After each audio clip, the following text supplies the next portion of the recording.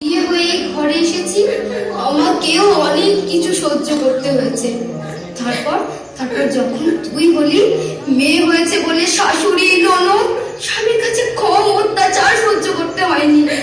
তুই তুই যা ফিরে মা, কদিন কদিন চুপচাপ করে সব মেনে নে, একটু বয়স বাড়ুক তোর, দেখবি দেখবি সব ঠিক হয়ে যাবে। যা মা, যা ফিরে যা মা, যা। আমি যাবো না মা।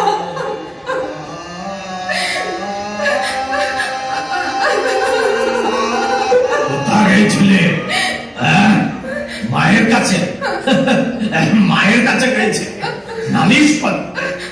মায়ের কাছে টাকা আনতে পারে না, এদিকে নালিশ করতে চলে। জানিস না, মেয়েদের কপালটাই ওরকম। কিন্তু বিয়ের পর স্বামীর ঘরটাই মেয়েদের আসল ঘর। বেশ, চ এখন চ, তোকে সিং বাবুর কাছে দিয়ে আসি, বুঝলি? এর জন্য সিং বাবু আমাকে অনেক অনেক টাকা দেবে বলেছে।